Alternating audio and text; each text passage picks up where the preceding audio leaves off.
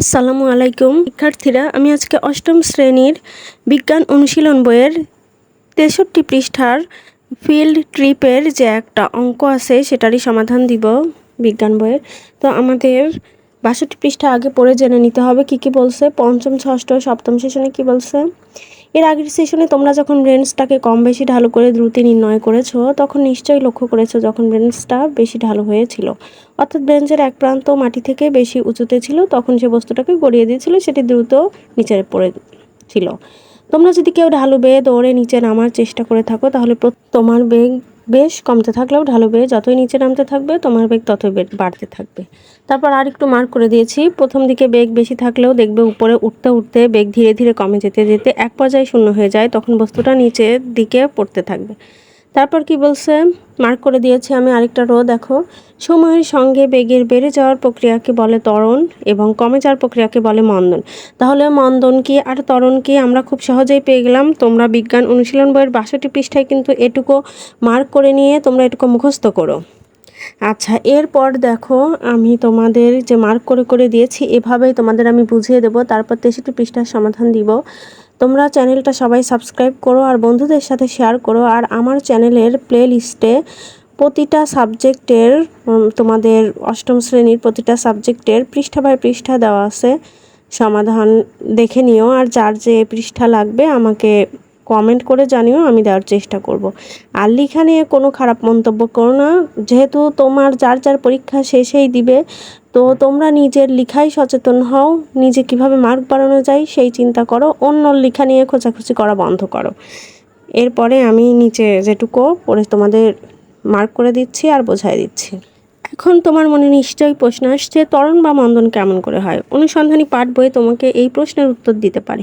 ত্বরণ কেমন করে হয় অংশটুকু পড়ে নাও, কোনো জিজ্ঞাসা থাকলে শিক্ষককে করে ধারণা স্পষ্ট করে নাও, মানে শিক্ষককে প্রশ্ন করে আর কি বলা হয়েছে এখানে।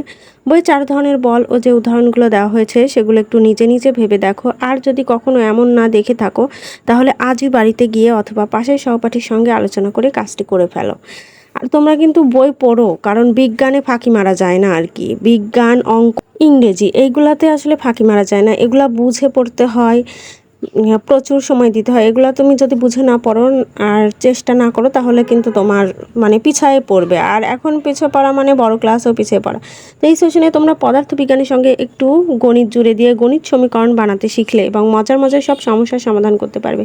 চলো প্রথমেই অনুসন্ধানী পাঠ বই থেকে বেগের সমীকরণ দেখে। এখানে কিন্তু তোমাদের মানে গতির যে প্রথম সমীকরণ তুমি পেলে, এটাই যে ভি ইকুয়াল ইউ প্লাস এটি, এটা শেষ বেগ। তো তোমাদের কিন্তু এই সূত্রটা মুখস্থ রাখতে হবে। এই সূত্রটা যদি তোমরা না মুখস্থ রাখো তাহলে কিন্তু এই অঙ্ক পারবে না। তো আমি নেক্সটে চলে যাব। আর এখন আমি তোমাদের 63 পৃষ্ঠার যে অঙ্ক আছে সেটাই দিব।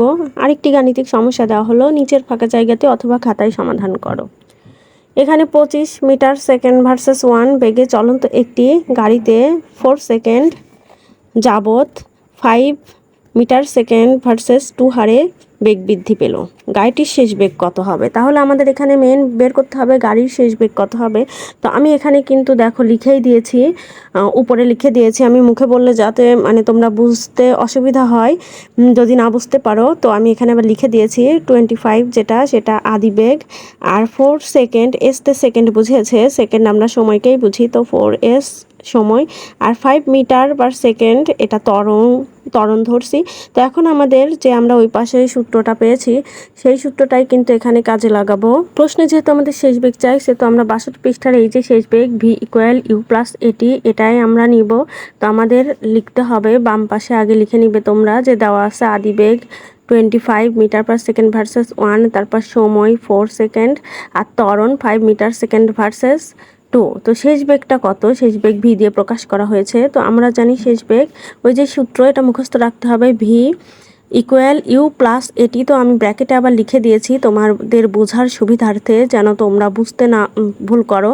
ইউ এর পর যোগ চিহ্ন ওটা, তারপর ওখানে ইউ এর মান বসিয়ে দিয়েছি আমরা 25 প্লাস, তারপর এর মান 5, টির মান 4। তো এখানে 25 ইকুয়াল আর 5 ইন্টু 20, তারপর আমরা 45 মিটার সেকেন্ড ভার্সেস 1। তো এটাই কিন্তু অ্যান্সার ছিল আমাদের শেষ বেগ। তো তোমরা আশা করি বুঝতে পারছো। আমি মানে যতটুকু পারছি তোমাদের বোঝানোর ট্রাই করে দিয়েছি। আবার তোমাদের আমি শুধু তাই করি নাই, আবার তোমাদেরকে আমি লিখেও দিয়েছি তোমাদের বোঝার সুবিধার্থে। তো আজ এ পর্যন্তই। তোমরা ভালোভাবে পড়ো, আমার চ্যানেলটা সবাই সাবস্ক্রাইব করো। অন্য কোনো সাবজেক্টের বিষয় নিয়ে আবার তোমাদের সাথে কথা হবে। আজ এ পর্যন্তই। আল্লাহ হাফেজ।